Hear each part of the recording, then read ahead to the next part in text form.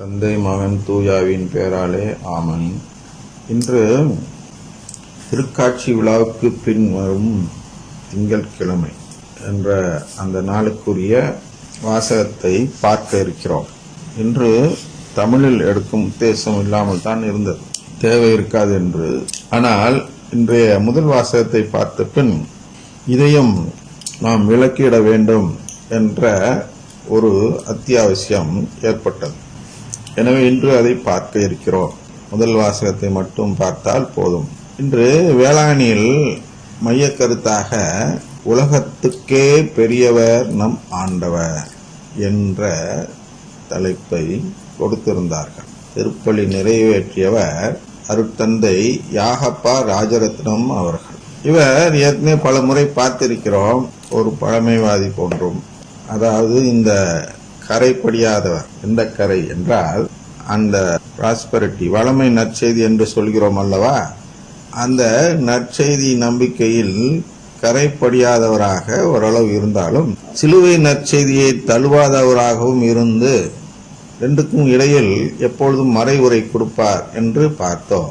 ஆனால் இன்று ஒரு விதத்தில் அவர் சிக்கிக் கொண்டார். எப்படி என்றால், இதுவரை நாம் பார்த்ததில், நாம் நிகழ்ச்சி செய்யும் காலங்களில் பார்த்த தலைப்புகளில் அனைத்தும், வேளாண்மையில் கொடுக்கப்பட்ட தலைப்பு அனைத்துமே ஓரளவு பாராட்டுக்குரிய தலைப்பாக தான் இருந்ததே தவிர எதுவுமே குறை கூறுவது போன்ற ஒரு நிலையில் தலைப்பு கொடுக்கப்பட்டதில்லை.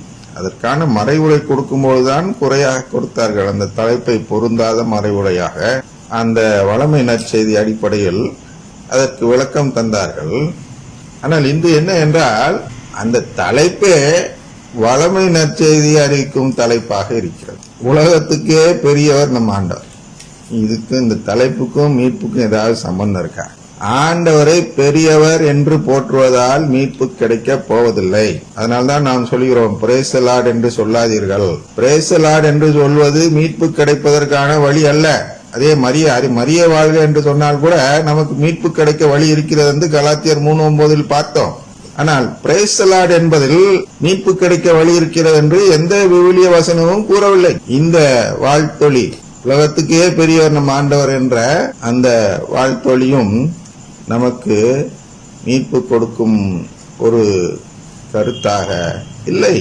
உலகத்துக்கு பெரியவர் ஆண்டவர் நம்ம சொல்லி தெரிய வேண்டியதில்லை, உலகத்துக்கே தெரியும். கடவுள் தான் உலகத்தை படைச்சாரு, அவரை மிஞ்சியவர் யாரும் இல்லைங்கிறது எல்லாருக்கும் தெரியும். அதுல கொண்டு அந்த ஆண்டவரை போட்டு இழிவுபடுத்தி சிறுமையாக்கி மனிதர்களோடு ஒப்பிட்டு செய்வதெல்லாம் என்னை பொறுத்தவரை அது ஒரு தேவதூஷணம் போன்ற பாவம்தான், கடவுளை இழிவுபடுத்தும் ஒரு பாவம். ஆனால் வளமை நற்செய்தியாளர்களுக்கு அந்த பாவம் என்பது ஒரு பாவமாக தெரியாது. அவரை ஏதோ தூக்கி பிடிச்சி ஒரு வளமையிலே உச்சத்தில் கொண்டு போய் கடவுளை வைத்து விட்டோம் என்ற பெருமையில் இந்த தலைப்பு கொடுத்தவர் நினைத்து நேற்று கொடுத்திருப்பார். இந்த தலைப்பு எந்த அருட்தந்தை என்று எனக்கு தெரியாது, யாரோ ஒருத்தர் கொடுத்திருக்கிறார். உலகத்துக்கே பெரியவர் நம்ம ஆண்டவர். இதுல ரொம்ப வெக்கி போயிருப்பார் என்ற இயேசு நற்கருணை ஆண்டவர். ஊனியல்பின் உச்சத்தில் கொண்டு போய் வைப்பது அவருக்கு உதவாத செயல். இதைதான் இன்றைய முதல் வாசகம் சொல்கிறது. இவர்கள் தான் எதிர் கிறிஸ்துகள் என்று தெளிவாகவே சொல்கிறது. நான் கூட அந்த பகுதியெல்லாம் இதற்கு முன்பு சில வசனங்களை இதில் கவனித்ததில்லை. 1 யோவான் 4:3 என்ற அந்த வசனத்தில் வரைதான் வாசித்து அத்தோடு முடித்து விடுவோம் வாசிப்பதை. இதில் 3க்கு பிறகு 4, 5, 6 என்று 3 வசனம் சேர்க்கப்பட்டு கொடுக்கப்பட்டு இருக்கிறது வசனம் வாசகத்தில்.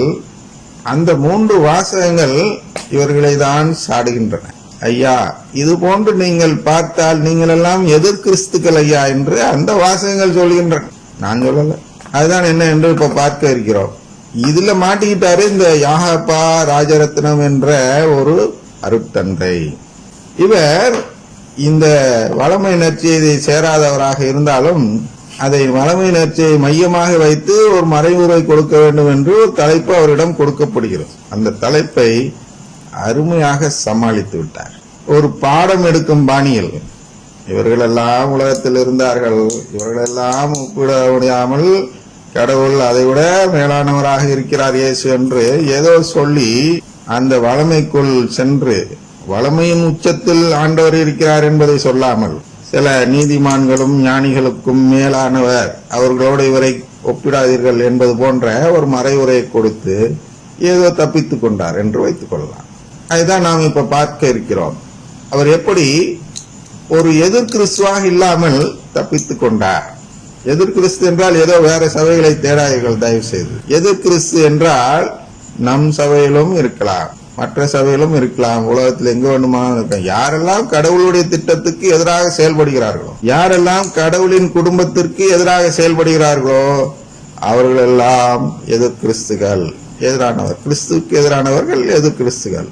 கிறிஸ்துவுக்கு எதிராக இருப்பது என்பது கடவுளோட போய் சண்டை எடுத்து துப்பாக்கி எடுத்து இயேசுவை சுடுவதோ, வில்லை எடுத்து அவர் மீது அம்பு விடுவதோ, அடுத்தது அது போன்று ஒரு எதிர்த்து நிறுத்து சண்டை போடும் செயல் செய்பவர்கள் எதிரானவர்கள் என்று பார்க்கக்கூடாது.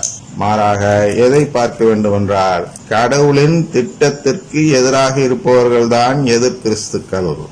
இந்த எதிர்கிறிஸ்துக்களை எப்படி நாம் கண்டுபிடிக்க வேண்டும் என்பதற்கு இது ஒரு உச்சகட்ட வசனம்தான். இந்த வாசகம் என்பது நாம் புரிந்து கொண்டால், இந்த வாசக பகுதியை மட்டும் நாம் புரிந்து கொண்டாலே நாம் விவிலியம் அனைத்தையும் முழுமையாக புரிந்து கொண்டோம் என்று பொருள். ஒரு உண்மை ஒரு மேலாக சொல்ல போனால், ஒரு படி மேல் சென்று சொல்ல வேண்டும் என்றால், இதை புரிந்து கொண்டவர்கள் போப்பாண்டவருக்கும் மேலானவர்கள் என்ற நிலையை கூட அடைகிறார்கள் என்று நான் சொல்வேன். இதை புரிந்து கொள்ளாமல் தான் உலகமே தத்தளித்துக் கொண்டிருக்கிறது. வேற யாரையோ பார்த்து எதிர்கிறிஸ்து என்று சொல்கிறார்கள். குறிப்பாக மற்ற பிரிவினைகள், செப்பரேட்டட் பிரதரன் என்று சொல்கிறோம் அல்லவா, தமிழாக்கம் தெரியவில்லை. பிரிக்கப்பட்ட என்றாலும் தவறாகிவிடுகிறது, ஒதுக்கப்பட்ட என்றாலும் தவறாகிவிடுகிறது. மறுமலர்ச்சியாளர்கள், அது புண்படுத்தாத வார்த்தைக்காக இங்க பயன்படுத்தப்பட்ட வார்த்தை என்பது செப்பரேட்டட் பிரதரன், நம்மளால் தள்ளி வைக்கப்பட்டவர்கள், நம்மளால் பிரிக்கப்பட்டு சென்றவர்கள் என்ற பொருள் தர வேண்டும். ஆனால் அவர்கள் எல்லாம் ஒன்று சேர்ந்து ஒரு மைய புள்ளியை பார்த்து எதிர் கிறிஸ்து என்று கையை காட்டுகிறார்கள். அந்த மைய புலிதான் கத்தோலிக்க திருச்சபை. எதிர் கிறிஸ்து என்றதும் உடனே நேர கத்தோலிக்க திருச்சபை காட்டிடுவாங்க. என்ன சொல்லுவாங்க? அவர்கள் உருவ வழிபாடு செய்கிறார்கள், அதனால அவர்கள் எல்லாம் எதிர் கிறிஸ்துக்கள் உடனே சொல்லுவாங்க. ஏன் சொல்றாங்க அப்படின்னா, அவங்களுக்கு கடவுளின் திட்டம்னா என்னன்னே தெரியாது. கடவுள் ஏன் உலகத்தை படிச்சா தெரியாது. அவங்களுக்கு தெரிஞ்சது என்னன்னா, உருவம் இல்லாமல் வழிபட வேண்டும், இயேசுவின் பெயரை சொல்ல வேண்டும். ஐயா, அதுல என்னையா நீதி இருக்கிறது? உருவம் இல்லாமல் வழிபடுவதனால எனக்கு மோட்சம் கிடைக்க வேண்டிய தேவை என்ன? கடவுளுடைய பெயரை மாத்தி சொல்றதுனால எனக்கு மோட்சம் கிடைக்காம போகணுங்கிற அந்த நீதி என்ன?